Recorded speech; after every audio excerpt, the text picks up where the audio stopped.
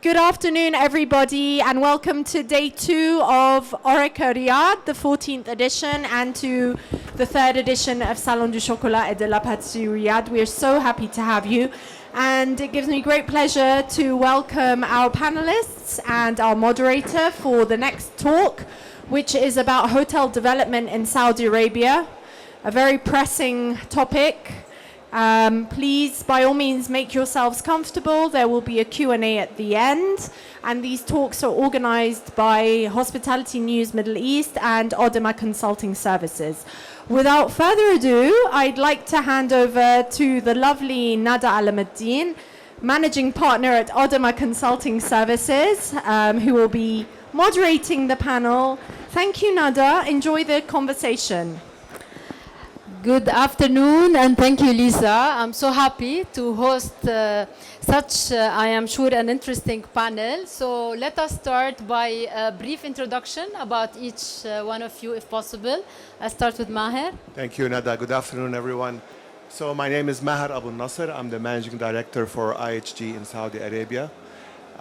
We've been in business for 50 years in KSA now, with 45 operating hotels and 60 in the pipeline, across many brands that are existing and many coming to the market very soon.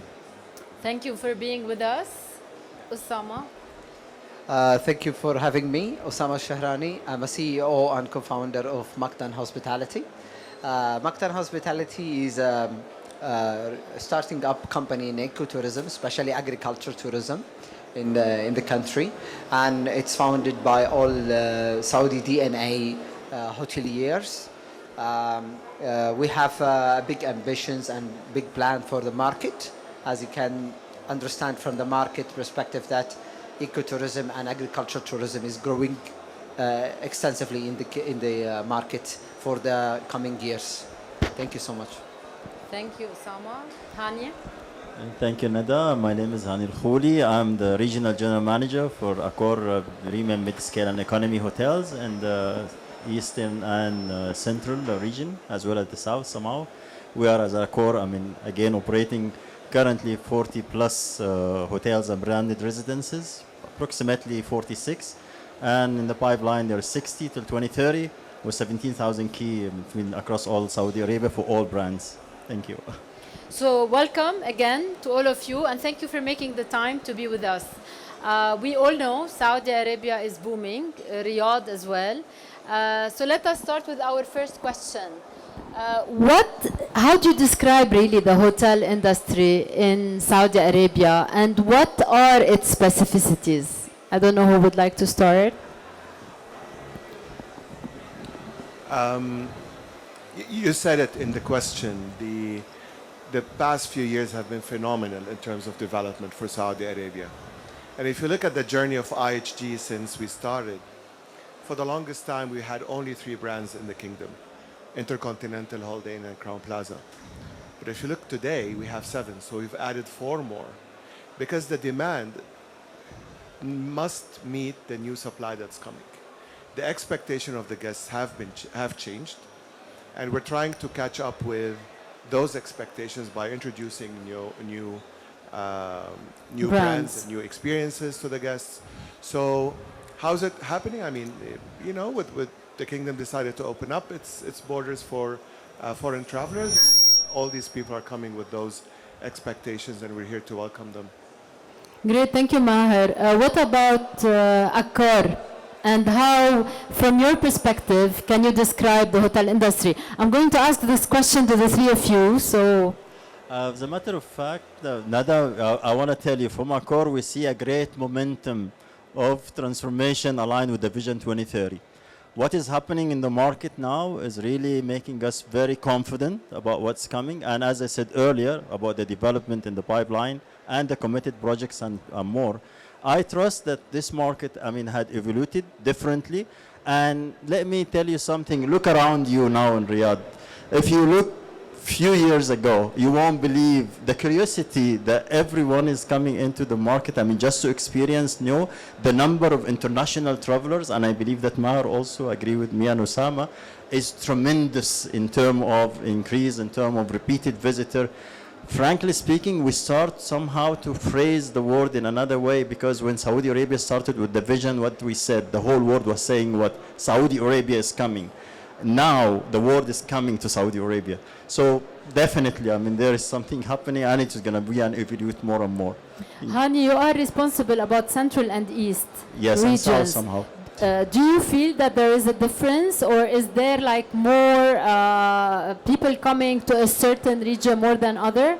The growth is happening in all areas, as a matter of fact. But it's normal that you have the capital. It's normal that you have the central of the happening area. It is okay. But if you look at the project, which is happening everywhere, because what I love about the vision, it's like it's a carpet that's actually covering everywhere. They're exploring even not major cities, also secondary cities. Look at what's happened now in, let me give an example of Toref. I mean, what's happening with the phosphate mines. We have a lovely property there, is Movenpick Wadi Shamal. We opened it recently, and that supports, as a matter of fact, what we do for the society as well, because it's not about a moment of growth in terms of financial. We are very much into people. We are very much, and I agree that I understand also my dear colleagues are doing the same with their companies. It's about how do we give value to the community in the communities where we operate. So we have like 55% Saudization in this hotel, and you see the opportunities that we create even for sourcing out other suppliers, local suppliers, and how the development is going there. Moving to the charming beaches in the Red Sea, moving to the cultural venues in So we're going to Alaula. talk more about the Yeah. different types of tourism we have throughout the session. Sure. So back to you, Osama. So, from my point of view as a local hotel brand and specialized in ecotourism, it's not only that the market has opened up to international tourism, and let's say it's not only at the typical international hotel tourism. It's also about now. We have the niche market has even bigger growth than the traditional market, and as a matter of fact, it's growing 4 times more than the traditional hotel accommodation. So that gives us an indication that people are not just coming to see the hotels or the coming for business. That's of course a big part of it, and for religious tourism also. But now we have seen the pattern that people are coming to discover the authenticity of the Saudi culture. It's not only about let's say marble and chandeliers in a 5-star hotels. It's also about the food, the people. They will love the curiosity is a huge. People are coming to know the people, the culture, the food, and everything. That's what we have seen, and it's growing big time, even in a niche market like in an agriculture tourism. Okay, now if we may look at the different types of tourism that we have, definitely Saudi Arabia was very much known for religious tourism as well as for corporate people who are coming for business. Now, as you said, Osama, and all of you gentlemen, we are seeing people who are like eager to come and explore, be it the food, the sites, all the treasures that were like not known to the outside world. How you as operators are really answering that new demand? You mentioned that you have new brands that are coming to Saudi Arabia. Correct. So can you Yes, explore- and the reason why we do that is to satisfy this new demand that's coming to the kingdom. Not only by introducing new brands. We've just opened Kimpton in King Abdullah Financial District, which is a luxury lifestyle brand that we have in our portfolio. Just opened this year, and the success has been phenomenal. People are curious. They want to go and try something new. It's not a traditional hard brand with a lot of brand standards. It's very fluid in terms of the guest service, but at a very high end. So there's a lot of demand for that. But that's one part of it, introducing new brands, making sure the new developments reflect the spirit of those new brands. But it's also looking at the brands that we have. How can we make them relevant to this new market? We've just opened 2 weeks ago a new intercontinental resort in the Red Sea area. So we spoke about the traditional tourism and destinations in Riyadh, in Mecca, Medina, and Jeddah. But now we're going to the Red Sea. I know Accor are lining up a few openings as well this year and early next year. So it has become a great destination. You go there, you see kind of like a new experience, a brand new inspiring experience over there. But who comes? Who's coming to Saudi Arabia? Are we Well- tapping in the luxury segment? What is the profile of the clientele that is right now visiting, besides the corporate and the religious? So the mix between domestic and international has not shifted much.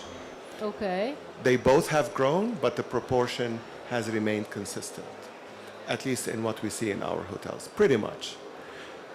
But that's also great because the number of international tourists is also growing at the same time.